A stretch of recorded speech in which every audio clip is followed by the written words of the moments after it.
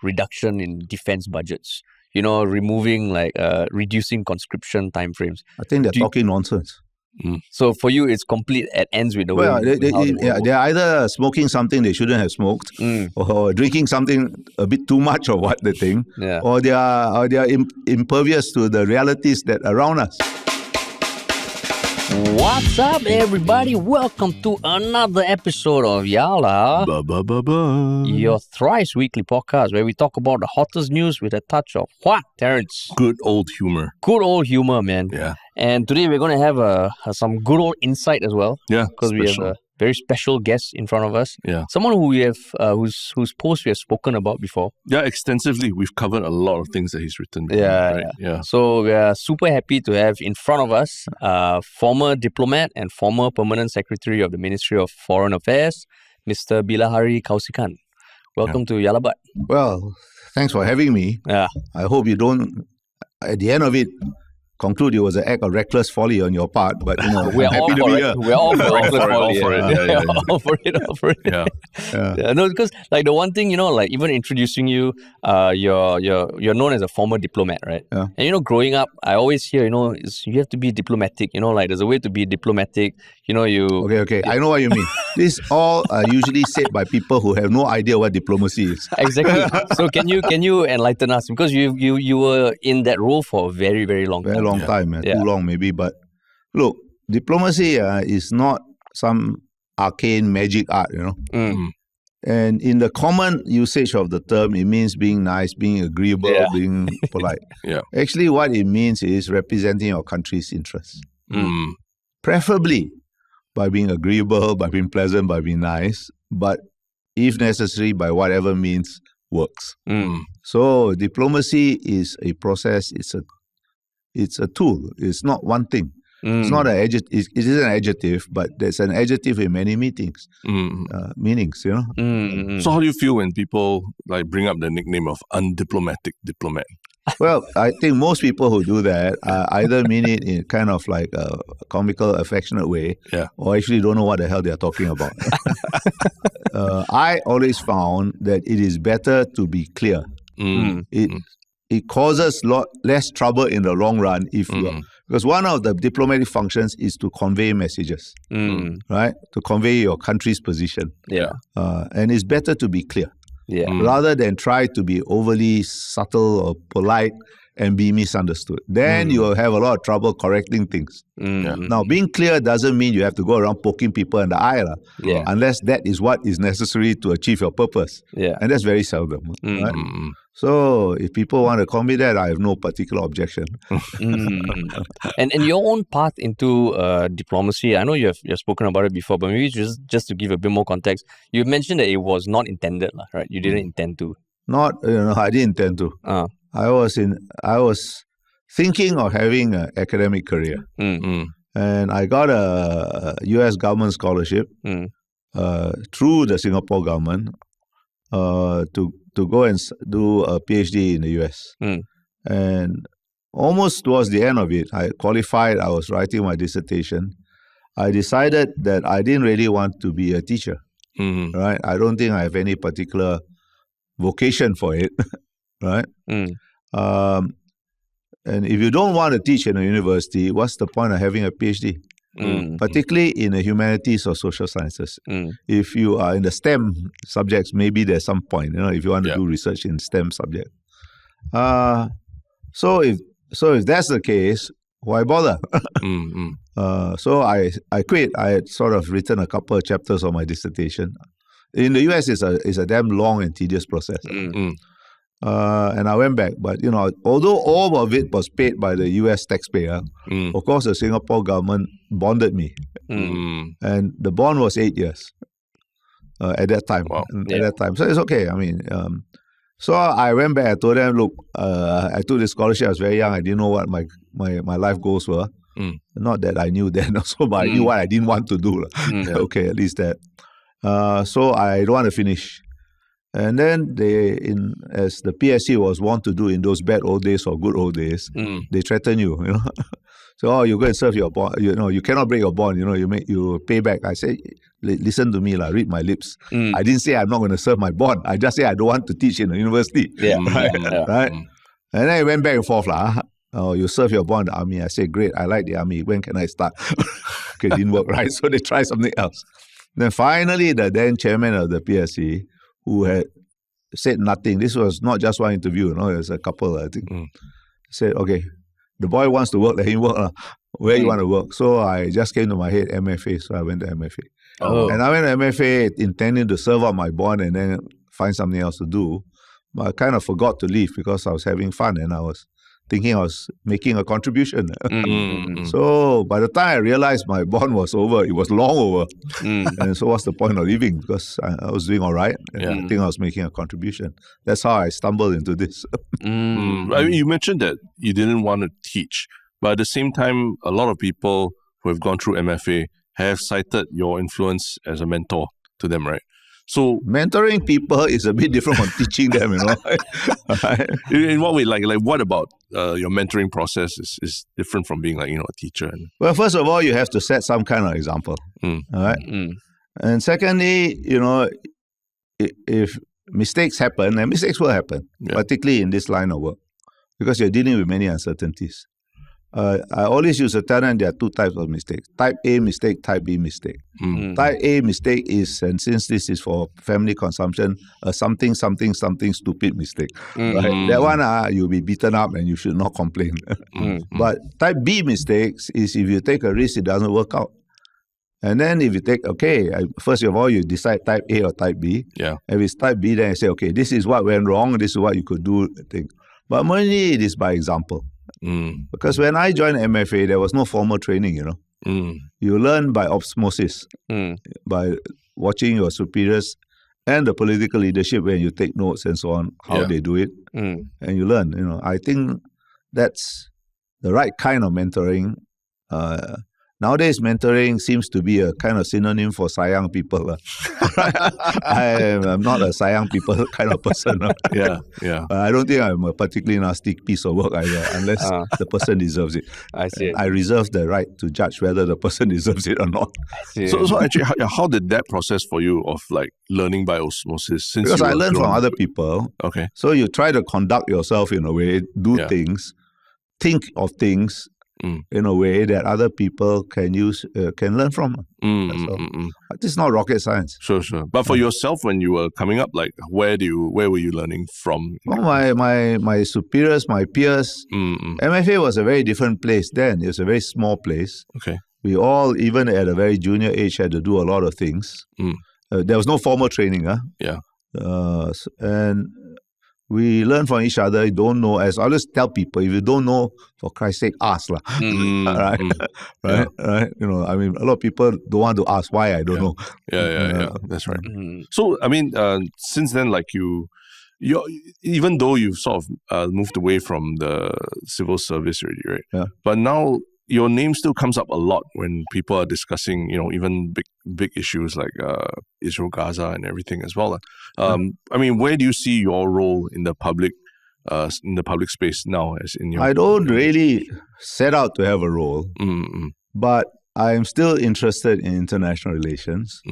I think there is a lot more general public interest in international issues these days. Yeah. But more interest does not mean more knowledge. And I think what I observe, when I say more knowledge, I don't mean that, you have different opinions. That's quite normal, right? I mean there is a certain deficit of understanding on how the world really works, right? We are fond of saying, and it is true, of course, I have myself said it many times, and I will no doubt do so again, right? That, for small states, a world run by international law, international organization is the right world, right? That's true. That's like saying water is wet, right?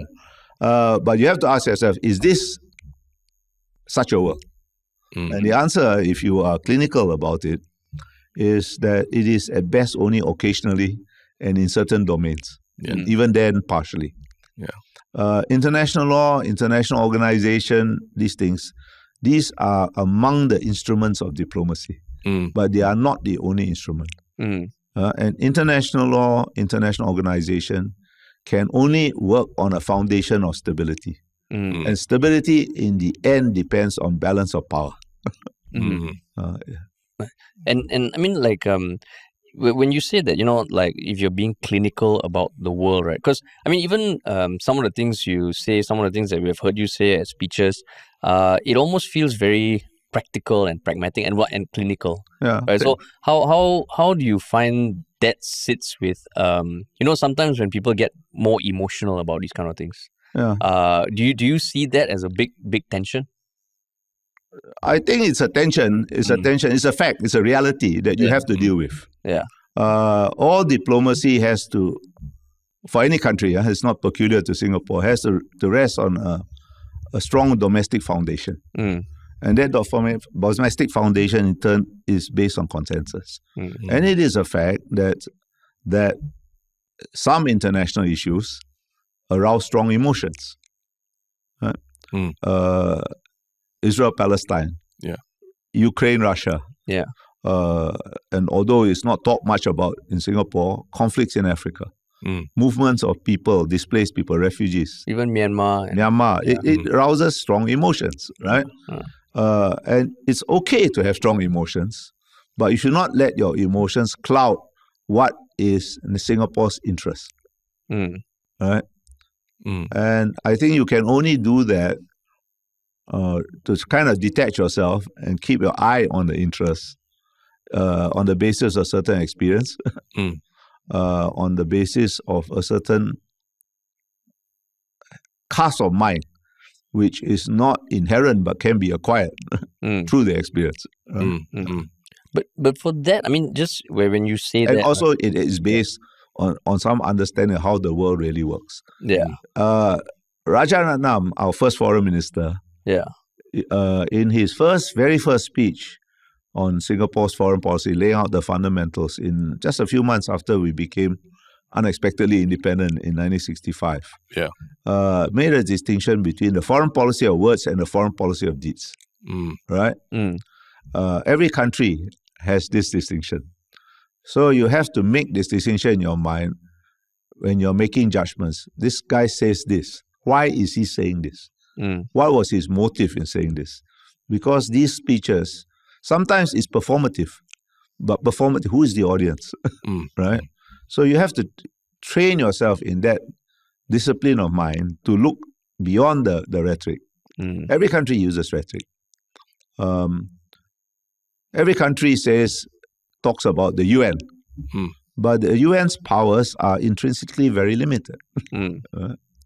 The UN is a function that is indispensable for certain purposes, but it's also dysfunctional by design. The dysfunctionality is built into the charter.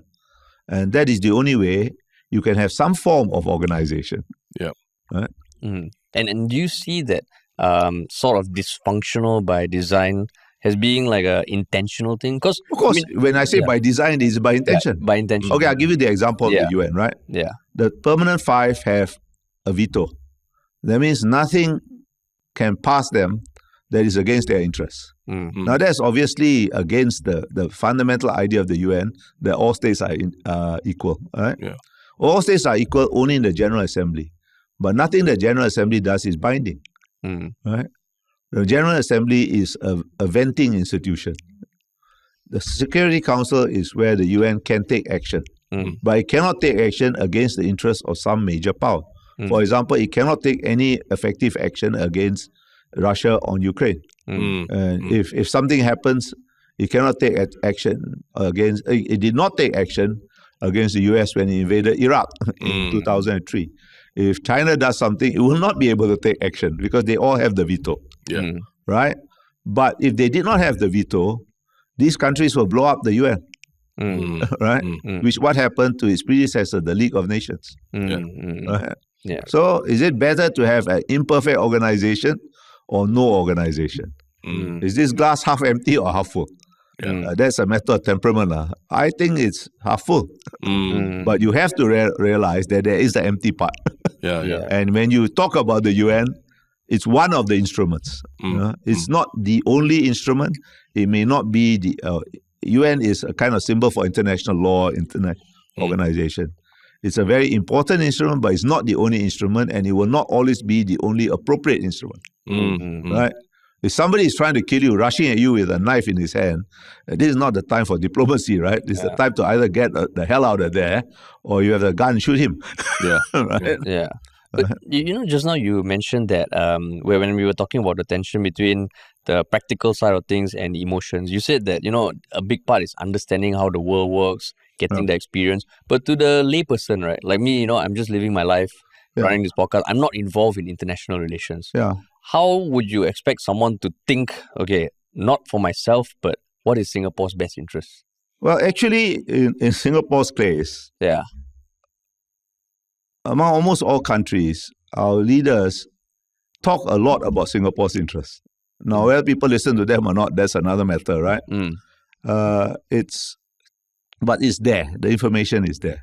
The problem is exactly what you said, and I don't blame you, because why on earth you have your own things to do. You have your own life. This is not your profession. You may have an interest, maybe deeper interest, less deep interest, right?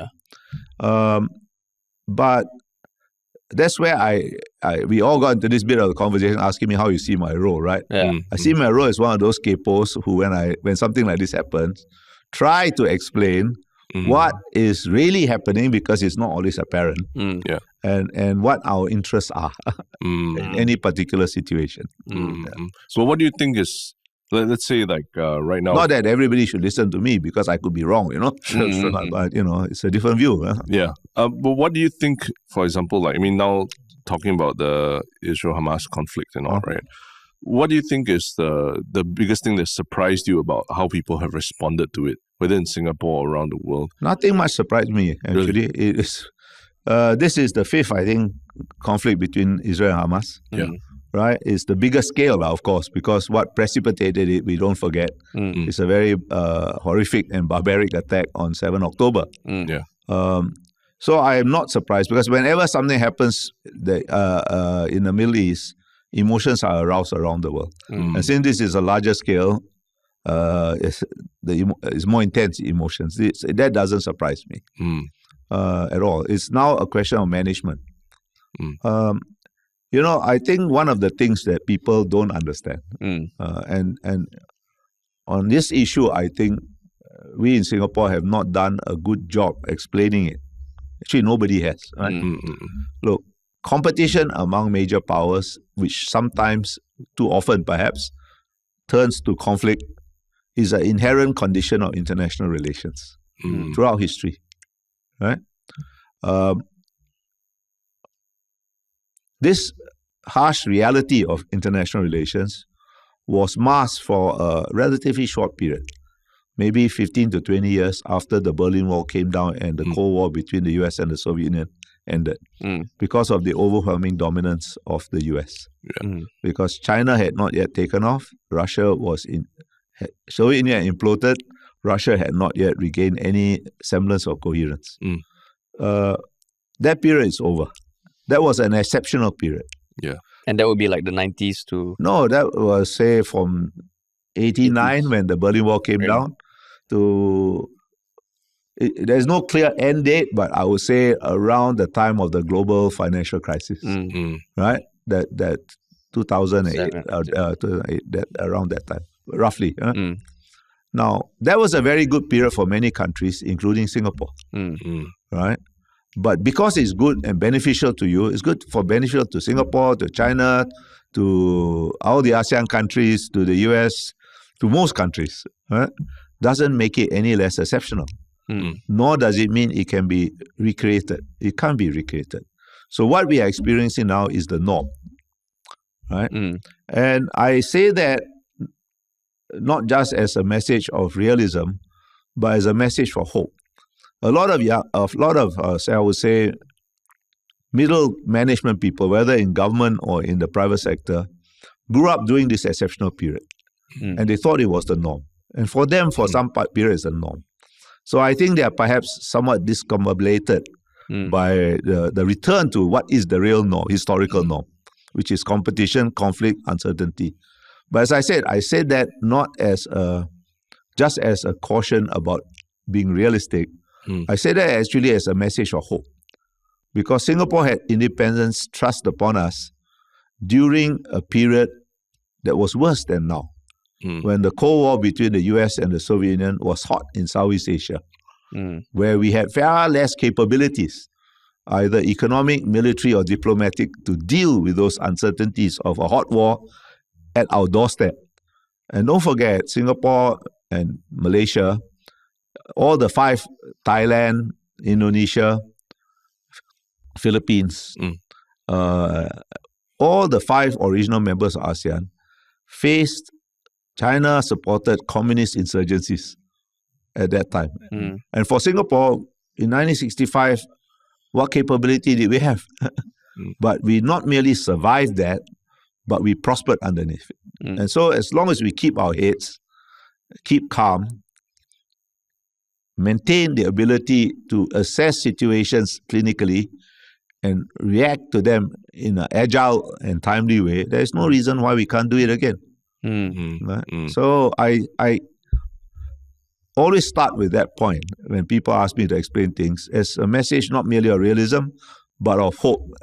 It's also a mistake to think that any international order is necessarily the result of consensus.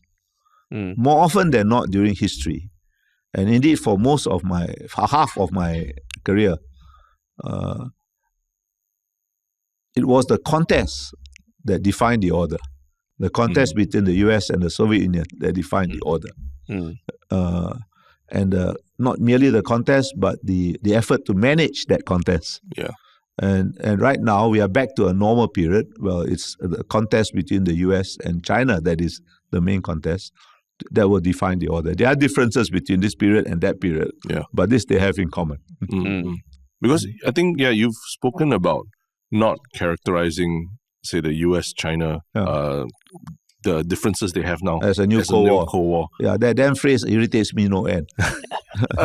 But can you just explain to Well, it irritates people? me no end because it's a historically inaccurate and inappropriate analogy that actually could be dangerous. I'll tell you why it could be dangerous. The US-Soviet competition was a binary competition. The US led one kind of system, and the Soviet Union and its allies led a different kind of system. And their contest was to see which system would replace the other as the best way of organizing modern industrial society. Now that we know the answer to that, right? The US and China are both the two most important parts of a single global system. They are linked to each other and the rest of us by a historically new phenomenon.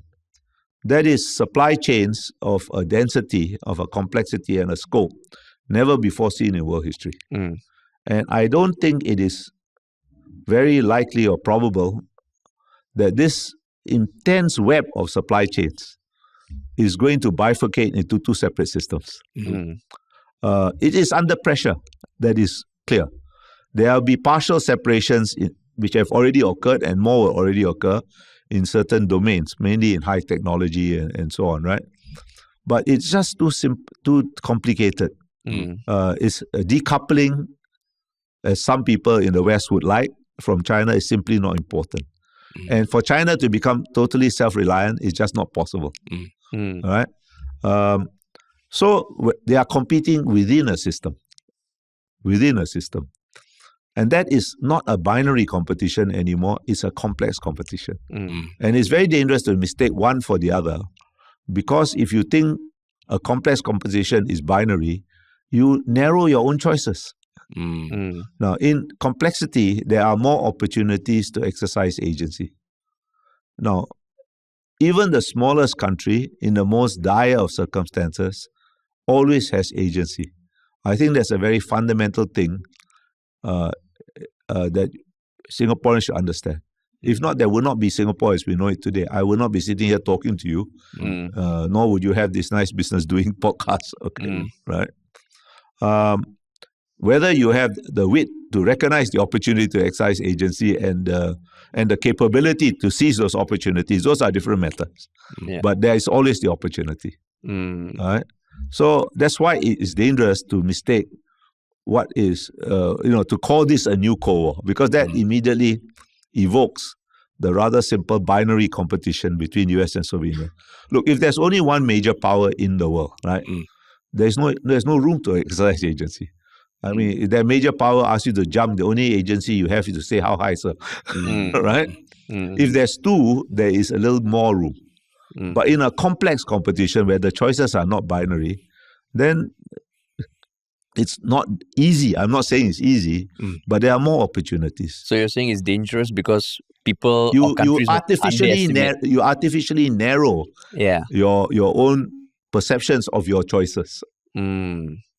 And you see that happening a lot amongst countries and states? I think this is the essential tactic of both China and the US. To put people into a kind of fatalistic frame of mind, you must choose. Both of them say we don't want you to choose. I don't believe either of them.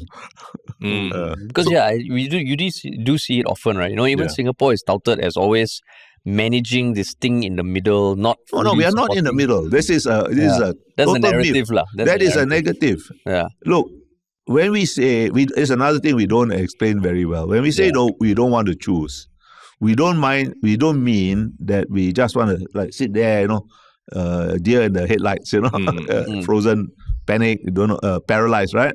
Yeah. Nor do we mean we want to maintain absolute equidistance or neutrality. We are not neutral. What we mean really is that we will choose according to our interests in different domains. And our interests do not necessarily take us in the same direction in each domain. I'll give you an example. In the case of defense and security, we clearly have chosen long time ago, and it's no secret that we have chosen in the direction of the West generally, and the US in particular, right? We have very close defense relations with the US. We are not a US ally. We don't expect them to defend us, but we have chosen. It doesn't mean we cannot have defense relations with China or any other country, but we have clearly chosen. On the other hand, in the case of certain political issues, for example, the idea that universal human rights gives other countries a right to interfere in our internal affairs. Our general attitude are much clearly closer towards China, right? And in the case of economics, we are quite promiscuous. We will work with anybody who wants to play with us, right? Yeah. If it's in our interest. That's really what we and other ASEAN countries mean when we say we don't want to choose. That means the choice is ours, and we don't have to line up all our ducks in one direction or another. Right? Then would recent things that Singapore has done, like say having Zelensky come for a conference and everything, does that sort of draw a clearer line of sand that could agitate? No, I mean it doesn't say that we agree with Zelensky on every damn thing. But on Ukraine, we have taken a very clear position. It doesn't mean we have the same view on every aspect of the conflict. I think, for example, the origins of the conflict, this is not some existential struggle between the demons and the angels. These are two states, both of which have made mistakes, and the origins of that conflict are much more complicated than most people, than the West anyway. Okay, I'll tell you, I've written about this. In 2013, I just retired as permanent secretary, and I took up an invitation by the former government, Yanukovych government, to visit Kyiv. And I went to the Maidan, where the demonstrations were going on. And I was listening to some European member of parliament, promising milk and honey will flow if Ukraine moves to the west, right? And the first thing that came to my mind is Hungary 1956, when the West encouraged a revolt against the Soviet Union and Hungary, and when the Soviets predictably came in to crush it, folded their arms because they're not going to go to war over Hungary, risk nuclear war. Same idea came to my mind, because there has always been, Putin is not entirely wrong when he said there was always I'm putting words into his mouth. I'm paraphrasing some part of his argument. That he's not wrong when he says there has always been a certain fluidity between Russian identity and Ukrainian identity. Because the heart of Russian culture is actually in Kievan Rus. So there is no way that any Russian government would let Ukraine be lost to the West. Right? Now, that doesn't excuse an invasion, an annexation, and so on. But the origins are much more complex. So we have taken a strong position, and our position is in our interest. It's not supporting Ukraine against Russia or America against Russia. It's because as a small country, we cannot look on without concern or as if with unconcern when one country says, oh, you shouldn't exist because of our complicated history, and therefore I'm going to invade you. There are still people not so far from our borders, particularly our northern borders, who refer to Singapore as the island we lost. And recently, the great Dr. Mahathir, a few months ago, was talking about Tanah Melayu, by which he meant not just Singapore, but much of the Riau and so on. All right? Now, I don't think that is the attitude of the Malaysian government. Let me be clear about that, right? But that attitude still does exist. So, of course, we take a strong position about the inviolability of borders, sovereignty, and countries not, if you have a dispute, there are ways to settle this through negotiation without launching an invasion. But it doesn't mean that we see these are angels and these are demons. So hearing you speak about, the perspective of a large country, a small country, and saying that the steady state of the world tends to be in competition rather than conflict, right? Yeah. Rather than peace. But doesn't it almost kind of categorize countries a little too reductively? Like when I hear you talk, it's almost like there's a formula of how things work. And while that might make sense, I mean, then I wouldn't make myself clear. Yeah. All countries act in their own interests. Yeah. But countries will define their interests differently. Yeah. And that's the fundamental purpose of diplomacy, to minimize the friction between different definitions of interests, to see if any reconciliation is possible. And in extremis, if reconciliation is not possible, to prevail. Let's make sure your interests prevail. Yeah. Now, diplomacy is one of a series of tools.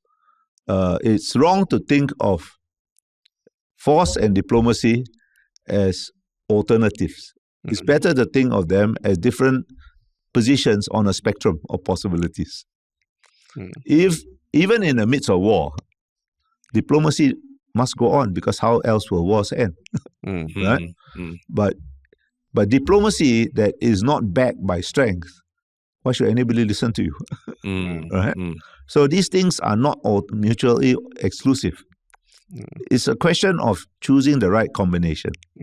Now, as I said at the beginning, international law is preferable for small states, but it's one of a series of instruments.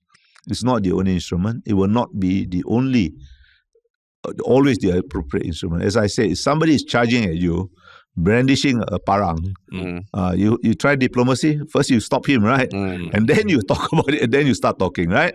Why are you trying to kill me with a parang? But first you stop him, right? Yeah. Right? Okay. So I don't think it's reduction. This is the way the world works. The way the world works. Countries have interests. Some interests coincide, some will not coincide. That's a fact of life. Right. So, I mean, I think this process of international diplomacy has come into the spotlight recently, and I think a lot of people on the street are hearing about the ICJ and the ICC for the first time because of their moves with regards to Israel-Hamas conflict. But I mean, what is that really going to be of a lot of significance, or I don't think it's going to be of great significance. It kind of delegitimizes many Israeli actions. But I think the Israeli attitude is, you're going to hate me anyway, and I'm going to restore deterrence. Right? Now, we can argue about whether they have gone overboard or not, right? Yeah. But I think we can see where they are coming from. But what is Singapore's fundamental interest in this? Singapore, I think you have talked to Shanmugam about this, right? Singapore's fundamental interest in this is to maintain social cohesion, right? All right? You can have your own view. You can have your own view. I can have my own view. But as Singaporeans, we must understand that these are our views, but these are our interests. These are our national interests. Yeah, you can be emotional about this. You can be emotional on another aspect. I can have a third view or a third set of emotions. But we should not let that cloud what is we have in common, which is what we have this basic fundamental interest in maintaining social cohesion. Singapore is very unique, I think we take it for granted, especially younger people like you, because you have known no other Singapore. You look at Singapore, and there's a lot of cynicism of it, unfortunately, about it's organized on the basis of multiracialism. That is unusual. If you look at the vast number of countries from Northeast Asia down through Southeast Asia, through South Asia and the Middle East, every country, formally or informally, is organized on the basis of hierarchy, ethnic and or religious hierarchy. That's true of liberal democracies like Japan. It's true of communist countries like China. It's true of every type of system. We are the exception. I'm not saying we are perfect, You don't look for perfection on earth. If there's a heaven, you look for perfection in heaven, in the afterlife, right? Yeah. But we do take this principle seriously. That's why we could not stay in Malaysia. Right? And we organize ourselves on that basis. And that is our fundamental national interest to preserve. Not just vis-a-vis Israel-Hamas conflict, vis-a-vis our relations with China, with the United States, with India. That is our most vital of all our interests. And we should not lose sight of that. So then, I mean, the more we do this podcast covering, local news, international news, and trying to understand how the world works, certain things do stick out, and certain realities, like what you said. So then, when you see, talk of, people pushing for reduction in defense budgets, removing, reducing conscription timeframes. I think they're talking nonsense. So for you, it's complete at ends with the way. Well, they're either smoking something they shouldn't have smoked, or drinking something a bit too much of what they think, or they are impervious to the realities that around us. So you don't ever, when you hear people talk about this world, where these are political. If you're talking about Singaporeans, I'm saying generally, then they're either detached from reality or smoking something, as I said, they shouldn't be, or drinking too much. All right, this is not how the world works. See, look. The European countries are now in deep shit. That's a technical term, deep shit, okay? I'm not being rude. Because they took, at the end of the Cold War, that exceptional period, right?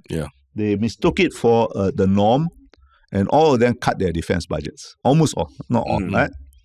Now they are in a fix. Why? Because Mr. Putin is at their borders. They have to increase their defense budgets. And not just for 1, 2, 3 years, for the foreseeable future. Why did they decide to pretend there was such a thing as a peace dividend? I tell you why. Because the European social model is unsustainable as a matter of demographic certainty. Less and less young people supporting more and more old people. And it's a very generous social model, right? But they just can't afford it. They know it, But if you try to cut social spending in Europe, it's political suicide. So instead, they cut defense spending. Now, thanks to Mr. Putin, you got to give up some butter for guns. And not just 1 year, 2 years, 3 years, for the foreseeable future to deter Russia. Because I don't know how the Ukraine conflict will end. I have some thoughts about that, but I'm not clairvoyant, So, but, Russia is a fact. It's always going to be there. So that comes to my other point, remember, which I mentioned about foreign policy of words, foreign policy of deeds. It's quite understandable to me at the end of the Cold War, as a foreign policy of words, you talked about peace dividend and, and the New World Order and all this jazz, right? But the fundamental mistake is to believe your own propaganda. Right? We should not make this mistake in Singapore. Does it frustrate you when you see what's happening on the US college campuses, or even sometimes in Singapore, young people? No, I think they are young. They'll grow up. Oh, so you think it's just it's almost like a phase. Is it? I think it's a phase. Look, America is polarized. Yeah. Not just over Gaza and but over many issues, right? But is this the worst polarization and political functionality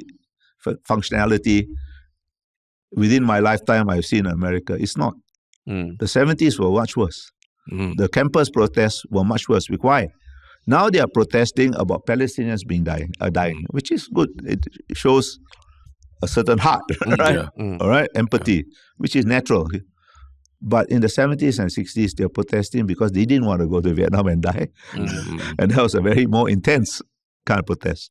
People were shot, killed on campus. There were many political assassinations because of the political polarization in the 70s and civil rights movement. But America is still here, right? It's still the strongest country around. So this will pass. So do you think social media is causing a lot more harm than good? I think it's a new reality that we have to deal with. I try not to classify realities as bad or good, it's pointless. Realities, you have to deal with them whether they're bad or good. Yeah. Social media is here to stay. If not in one form, in another form, and it will evolve, right? So you will have to use it to manage it. Yeah. To neutralize its ill effects and try to take advantage of, because you can't do without social media, right? You can't do without it. You can't do without Google or some other search engine nowadays, right?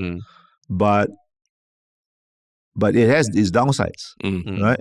When you Google something, I try because I do use it, but I don't just use Google to research. When you Google something, I would say, at my rough count, 3/4 of what you get is nonsense, or sometimes misinformation, or at least a very skewed view of a particular issue. But it's a good place to start, provided you know this.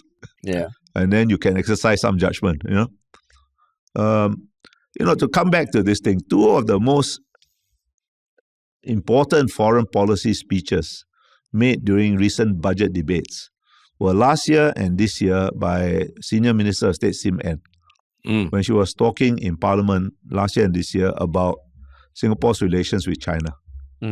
She said it's quite natural for Singapore Chinese to feel certain cultural sympathy. I'm again paraphrasing her argument. Yeah. It's quite natural for people to feel cultural sympathy, and that's true of Indian Singaporeans, Muslim Singaporeans, all kinds of Singaporeans, right? But do not mistake this for your national interests. Relationships have to be based on interests, not these sympathies. Those are two very important speeches that I think have not received enough attention in our media. Yeah. Both by Simen. Well, Simen. I see. In both cases, she was talking about relations with China, but I think the basic point, which is the point you were making a moment ago, has a broader validity across the whole spectrum of Singaporeans. So do you think there's something in even our education? Because I don't recall studying anything about international relations when I was young. I think there was moral studies. I can't even remember. You study history lah. Basic history. International relations is history. But it was very basic lah. Yeah, because it has to be. Yeah. So if you are interested, you have to read more. The trouble is, people don't read enough. Or they Google something and they take the first thing that comes up. Or worse still, on social media. This is the downside, right? Social media is based on algorithms that create echo chambers. You don't hear any other point of view except what you are already inclined to hear. That's very dangerous. Somebody once said, I put it on my Facebook, I came across it. The most dangerous man is a man who has only read one book. And a lot of people thought I was talking about a religious text. No, I think it applies to anything. If you only read one book about economics, you're quite dangerous. If you only read one book about politics, you're also quite dangerous. Because you have to have a diversity of views from which you can make up your own mind. And you think there's enough diversity of views, like in the media? It's there, but people don't read. Even in local media, you think there's enough diversity I of views? think, I don't say the views that they expose are always the best views because they sometimes don't know what they're talking about, but never mind. Yeah. I'm talking about the print media. I think that's enough. And you are not today confined to local media or reading newspapers or listening to media call. The world of media is out there for everybody to access, but people can't be bothered. That's the problem. So I mean, I've been trying to understand, some of the young activists in Singapore and all what they are, protesting about in Singapore about that. And the sense I get is they say that they're trying to say that Singapore has outsized influence in the economy in economic terms. So why is it that we can't use that outsized influence to try and, whether it's sanctions or do more things to push, to put international pressure on who? I mean, like Israel, for example. Right I say you mobilize the SCF. Yeah. Shall we mobilize the SCF, invade Israel, fight the IDF, and put the Hamas back into power? We put sanctions. Let's say we break. Some people have been advocating this, right? Yeah. Let's break diplomatic relations with Israel. You think Israel will change its policy? I don't think so. To them, this is existential. So we will hurt ourselves without achieving anything useful. These are people who believe that foreign policy is performative. But if people who actually do foreign policy have to look at our real interests, not just on this issue, on every issue. These are people who believe a grand gesture is a substitute. A gesture, a posture is a posture. A posture is not necessarily a policy. You can have a policy of posturing. Right? And I've written about this. Most of the time when countries vote in the UN, they have no intention of carrying out what they voted for, nor most of them the capability. Right? But they just think that it's necessary to take a posture. And they may have different reasons for it. Right? And this is a valid way of one aspect of diplomacy. But it's not the whole of diplomacy. So like your understanding. And you should not overestimate, we are a very sophisticated economy. And I think we do have an outsized influence in certain domains of the economy, say logistics and maybe finance, some parts of finance and so on. But, we are still a small economy. Right? So these people don't know what they're talking about. So, I mean, your view on the way the world works and everything you've been speaking about, was it something that you realized through experience? Or even if you look back in your early years in international relations, it was clear to you? I think it was clear to me from the very beginning. First of all, I'm a bit different because my father was a diplomat. So I had maybe a slightly different, better exposure. So your bedtime stories were like... No, I don't have, not quite that bad. But again, by osmosis. Secondly, I read. The worst preparation for a career in diplomacy is to study international relations because a lot of it is nonsense.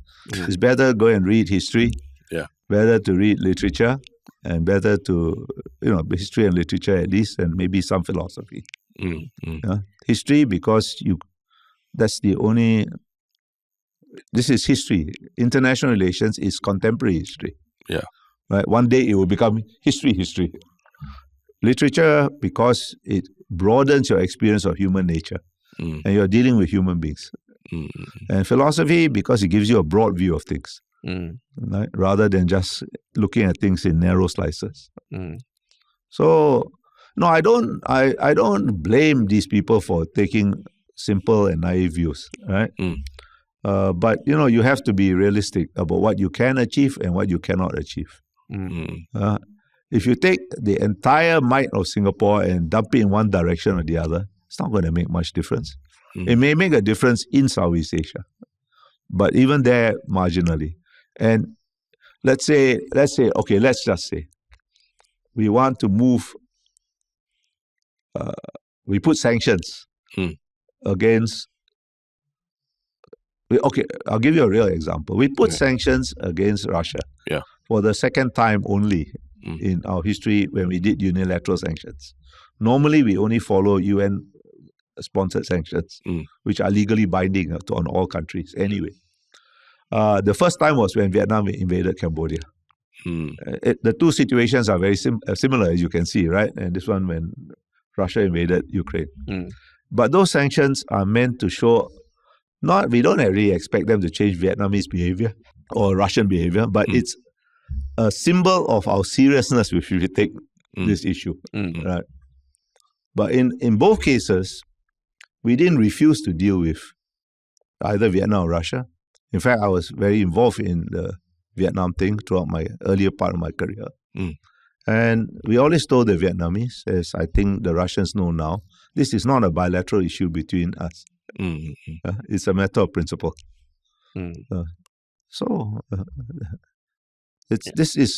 These are some complexities.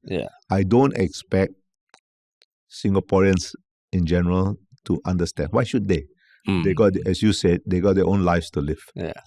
But if you start thinking about these issues and discussing these issues, you can't avoid these complexities.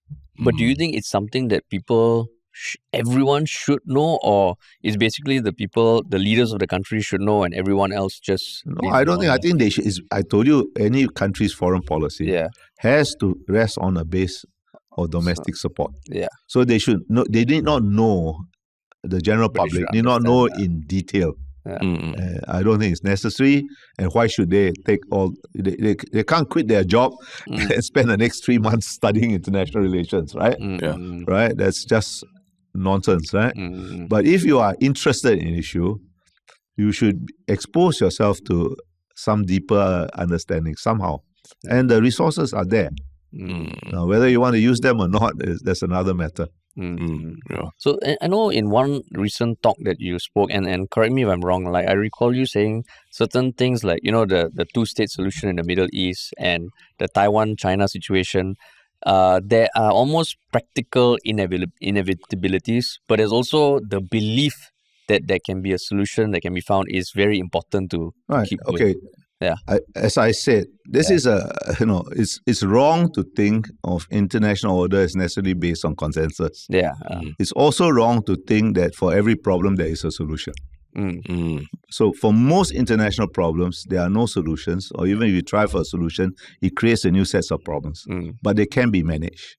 And for both the Palestinian issue and the Taiwan issue, one key element of management is to keep the belief that there can be one day, without putting too strict a timeline on it, some kind of solution. Because otherwise, then I think the Taiwan issue, all things considered, is being managed fairly well. And I think it's clear that the Palestinian issue, all things considered, was mismanaged by both sides. Right? There are no angels on earth. So when you say the belief, so like just for you can't go out and tell people, although large numbers of Palestinians and large number of Israelis do not want a two-state solution. They want a one-state solution. Unfortunately, they have a different idea of what that one state should be, right? But I think there are enough people. If you can keep the idea of a two-state solution, I cannot see any viable pathway at present. But that does not mean that there may not be a viable pathway 10, 15, 20 years down the road. Right? So you have to keep the idea alive. I can see no immediate pathway to a peaceful reunification. Right? But that does not mean that there will inevitably be a war. Right? But as long as you keep the possibility of peaceful reunification, then China need not act drastically. Right? So that is diplomacy. That is management of international issues. Very few things have definitive solutions, So you mentioned that like you're speaking of 10, 15, 20 years down the road for those two situations. I don't know that. I'm just throwing out those numbers. But just in terms of looking forward, I know you mentioned that a lot of your education came from studying history, right? And sometimes Working, of course. and working also. But do you ever see things escalating to the point of another big war? And I say that also because even Which things? Like just international relations, like reaching to a point of like a third world war. Because I'm seeing rumors of that propagated that is online. nonsense. I don't think. Okay, let's take three situations. Ukraine, Gaza, Taiwan. I don't think Ukraine will become a general war. First of all, the risk is usually not war by design. It is accidents getting out of hand, people miscalculating. I think that risk is not zero in all cases, but it's not high. Why? First, in the case of Ukraine, you are talking about a nuclear power. A nuclear power, right? That, by the way, is also a good illustration of another important thing about the foreign policy of words and deeds. Zelensky, on more than one occasion, has expressed himself rather wistfully about the Budapest Memorandum. You know what's the Budapest Memorandum? No. Budapest Memorandum was a piece of paper that Ukraine, for reasons I still cannot understand, signed, whereupon it gave up the nuclear weapons it inherited from the Soviet Union in return for security guarantees. From who? From Russia, which is his main threat. A security guarantee from the person threatening you. What is it worth? Plus Britain, France. Not even the US, I don't think. Right? And he kind of regretted. Now, if Ukraine had nuclear weapons, this would not have happened. Right?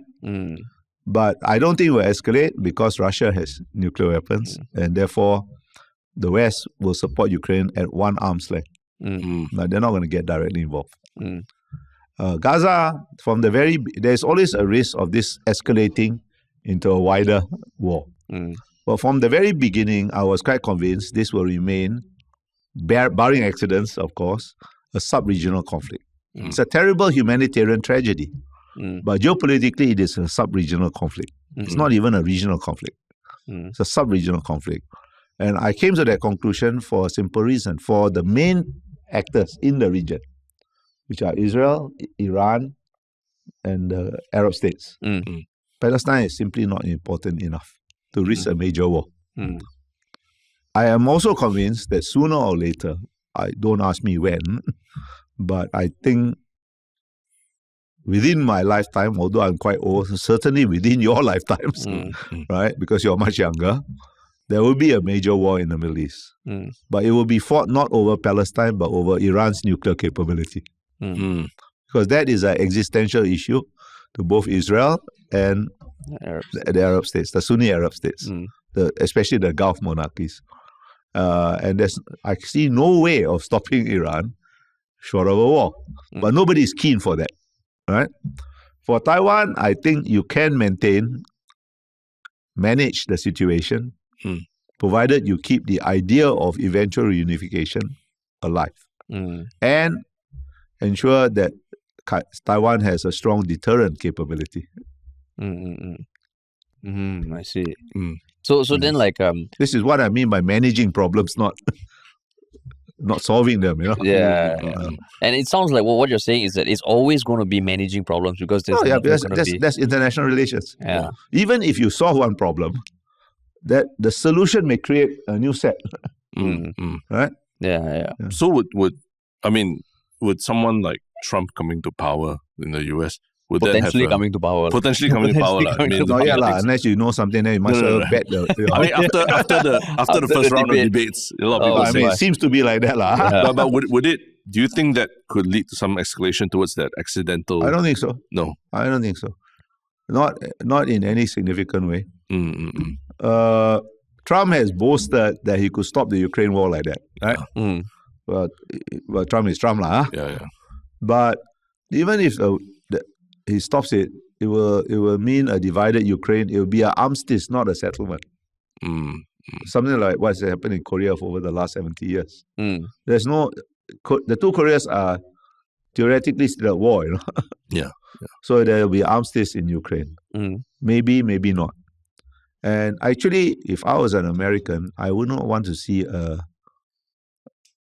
complete solution to the Ukraine war. Because as long as there's a war in Ukraine and China takes Russia's side, there is no way China can improve its relationship with Europe. Because in the end, the Europeans are incapable of dealing with Russia without America at their back. And that means that whenever the Americans say stop, enough, they have to stop. And I don't think Trump will be very different from Biden in this respect. For the Middle East, I think quite a number of Middle East countries, including Israel, including the Arab states, are hoping for Trump. Because he has been more sympathetic to their cause and more hostile to Iran, given what he did in his first term. In Asia, I think there will be disruptions, but mainly in the trade field, and we have taken all the hits already in his first term. With the ending of TPP, he will put tariffs, that's all. But, even if Biden were to be elected again, and I wouldn't completely rule it out, although it's a very narrow pathway for him. Everything has got to go right for him now. The big picture of policy in our part of the world, which is China, and the trade thing, is not going to change. So to us, these are sunk costs. Right? So the people who are in most trouble are the Europeans, for reasons I spoke about earlier. Their unsustainable social model, they need to increase defense spending, and so on. So then, the next few years in Singapore, in Asia, who in Singapore? Looking at forward the next few years in Asia, specifically Singapore, right? How I know you mentioned that a country's foreign policy depends on strong social support, but what are some of the most pressing challenges that you think Singapore is facing that maybe people are not sufficiently aware? Well, I think I said the uniqueness of Singapore is that we organize ourselves horizontally on the basis of multiracialism, whereas almost every other country in the world organizes themselves, in our part of the world in any case, vertically on the basis of hierarchy based on ethnicity and or religion, right? And I think that's Singapore's unique value proposition. I think at the same time, we do live in an age of identity politics, where certain identities throughout the world, even in Western liberal democracies. What is Trump? Trump stands for a vision of America based on a white Christian America. That's his hierarchy, right? And his supporters believe that they have lost out in that hierarchy, and they want to try to recreate as much of it. Similarly, in the European right wing, Le Pen and so on. So there is this identity politics in the world. In Singapore, the challenges come from China, that claims that all Chinese should adhere to their version of the China dream. Some numbers of Indians do believe that are attracted to some vision of Modi's India. That's a fact. When there was a civil war in Sri Lanka, now and then we had to warn both Singapore Tamils and Singapore Sinhalese, hey, brother, this is nothing to do with us, okay? Have your sympathies, that's all right, nothing to do with us. On a secular front, there are some Christians who believe that their versions of Christianity are more authentic than others, and their visions of Christianity, in the end, derive from American ideas or certain American evangelical groups. Right? Some Muslims believe that certain understandings of Islam in the Middle East are more valid than the traditional Southeast Asian understandings. But these are facts of life, accentuated by social media and modern communication technologies. But there's no point just wringing your hands in despair about it. You have to manage it. This, to me, is the greatest challenge for Singapore. If we can manage this challenge, and it's essentially a domestic political challenge, if we can manage this, we can manage the external threats. external threats fall into place, they can be managed. And do you think we are headed down a path that seems like we can manage I it? think there is a recognition among the government that this is a challenge. Yeah. We have to put in place all kinds of tools, to deal with this. I think there is a slightly better understanding among Singaporeans that this is an issue. Former PM, now SM Lee, has spoken about it in his NDR speeches at least twice, if I remember correctly, in the Chinese versions, right? Sim Ann's 2 speeches, I mentioned it, and other ministers have talked about it in their own way. So I think there is the awareness, and we have the experience of dealing with this. Because modern Singapore is unique. Modern Singapore emerged.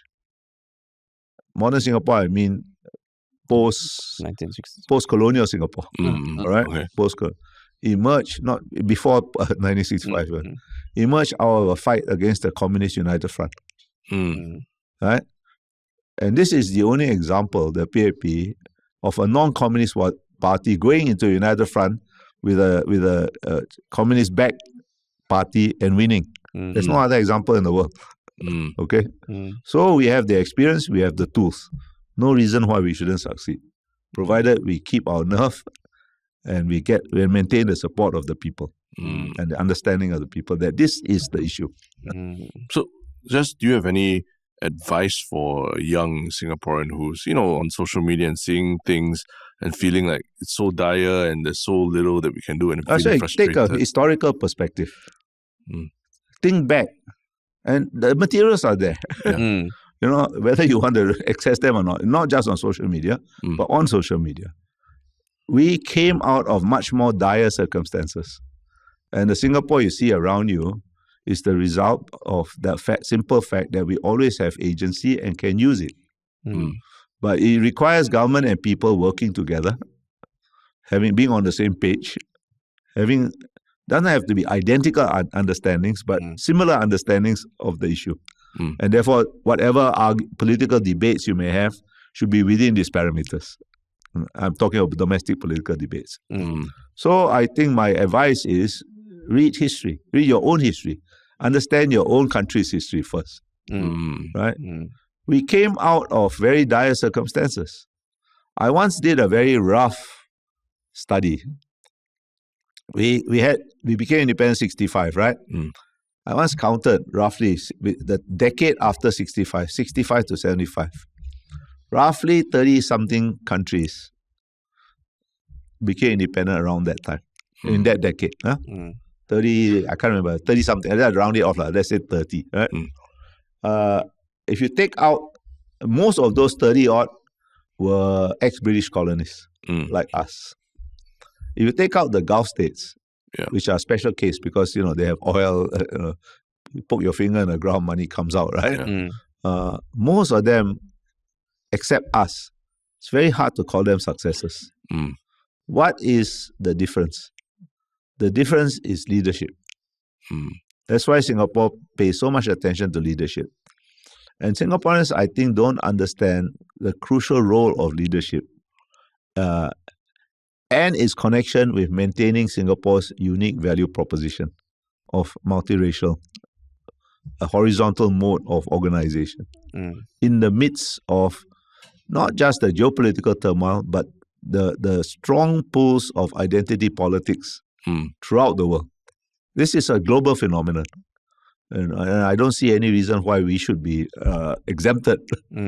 But it can be managed. It is being managed. And what we have done before, we can do again. Wow. So then, for people who say they want to, they're done with Singapore, they want to leave. Leave lah. I can't stop you, right? This is quite a free country. You leave, you go where? Tell me where. That one I don't know lah. Okay, they all just say lah. You want to leave what? Go Antarctica lah. Because wherever you go, you're gonna find some version of these issues. Yeah. Where you wanna go? And if everybody takes the attitude, then we are done. Yeah. But I think the people who talk like that are a minority. No, you want to go and work outside because you want to pursue your dreams outside. Yeah. By all means, that's a different issue. Yeah. Right? Because you maintain your connections, come back, go, learn, right? Yeah. But you say, this is too complicated, I'm done, right? I'm gone. Now, maybe one or two people, if your father is, a billionaire, fine, okay?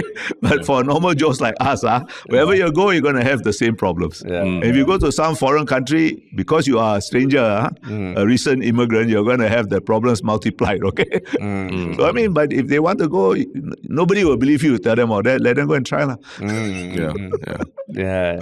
So, would you ever consider running for politics? No, I'm too old already. I mean, look at the US. The US, You're considered young. That is not a good example, okay? Okay, compared to that, I'm an infant, I'm a child, right? But that is not a good example.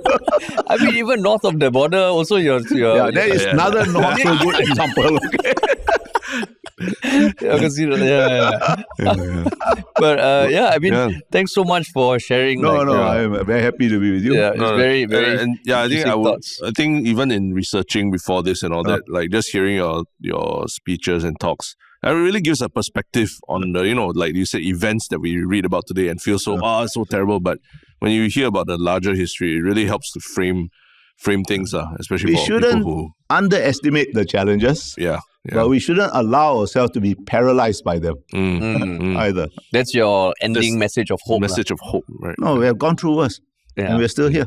Not just still here, minimally, in quite good shape. Correct. Oh, that's a great way to segue into our final section of the one Shiok Thing.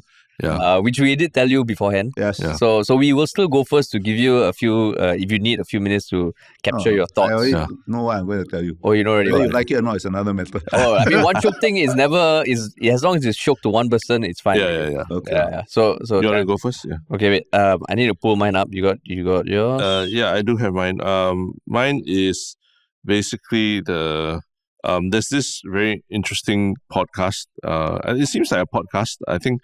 But it's an interview with Tony Blair by, I think, someone on YouTube called Dwakesh Patel. And the name of the video, it's a short video, but it's about Lee Kuan Yew's 3 key decisions that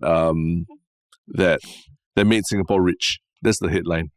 Lee Kuan Yew's 3 key decisions that made Singapore rich. And you just see, you're able to hear from Tony Blair, like he's talking about why he admires Lee Kuan Yew a lot and about what he saw as the key decisions that made Singapore rich. I disagree with one of them, but what are the 3? I'm trying to recall exactly. Okay, what's the one you disagree? The one not disagree, but I think historically inaccurate, because he said it was 3 key things that Lee Kuan Yew implemented immediately in Singapore. I remember one of them was not something that he immediately implemented when he became the leader. I will need to revise it and put it in This is like the teacher asked you to do your homework. Stressing, but interesting. 3-minute video if you can check it out. 3-minute video. Okay. Mine is a movie that I watched recently. It's called Out of Darkness. I had never heard of it. But I was on a plane and I watched it. And so basically, right, the premise, it's set 45,000 years ago with this one family that has left their cave in search for a better standard of living. So the whole language used by them is fictional. But they are, as they're going to these new pastures, they are being hunted down by this one creature. Okay. So at the end, like, they reveal the creature, and it's a brilliant review, which I won't say now. And it makes total sense historically, and it basically is like a horror thriller set 45,000 years ago that I found very interesting, because the language is fictional. It's just this one small family going across the plains. They get hunted, and then they find the hunter, and the hunter is someone when you see the identity, you're like, oh, that makes sense. I won't reveal it now, but I would say that it was a very good movie to watch. British produced, I think. Okay. Out of Darkness. Set 45,000 years ago. Okay. All right, now on to you. Well, I'm very tempted to say the one Shiok thing that never fails to please is a double Jack Daniels on the rocks. However, I won't, because not everybody drinks. Right? Well, I'm an addict of mystery novels of a traditional kind. And the golden age of mystery stories, British mystery stories in particular, whatever Americans do well, I don't think they do mystery novels very well. The golden age was in the 1920s, 1930s, up to the early 40s. And a few years ago, a British publisher, I forgot which publisher, but it's called the British Library Crime Classics. To me, that is the one Shiok series of things. And I always look forward to a new title coming out. They revive things that have gone out of print, people that have forgotten, but they are really very good, and at least they are good to me. They are extremely Shiok to me. Okay. Any one particular? No, there's a whole series. It's not one or two. You know, these are people who basically people have forgotten about. But if you are an addict of mysteries, and I read about 2 a week, you know. So this is a real Shiok thing. And if you read them with a double Jack Daniels on the rocks in your hand, even more Shiok. And these are mysteries in what sense? You know, kind of murder mysteries. Murder really. mysteries. Oh, okay. They are the golden age murder mysteries. Are not about sex and violence, you know. They are about puzzles. And you try to solve them, and the detective tries to solve them too. I see. Do they take on like global significance, like Da Vinci Code kind of thing? No, like that kind of thing is nonsense. Like this Da Vinci Code. Historically also inaccurate. That's why I don't read the modern ones anymore. You never read the Da Vinci Code? I did. But you didn't like it? I didn't like it. It's calling out for history. So that means all the books in the background when you take all those calls are real, like it's not the full background or something. Okay, but that's an awesome one Shiok thing. Thank you so much for joining us. Thank you for inviting me. Awesome. And hopefully we can have you back at some point in future. Some point wait when you run all politics. When new US president and everything. That'll be interesting. We can talk about I don't know whether you should call them a new US president because whoever is because you'll be hardly new. Hardly new. Two ex-presidents becoming presidents. Old if anything. Old president. A new old president. New old president. But cool. Thank you so much. And for everyone, thank you for watching. Thank you for listening. And we'll talk to you all soon.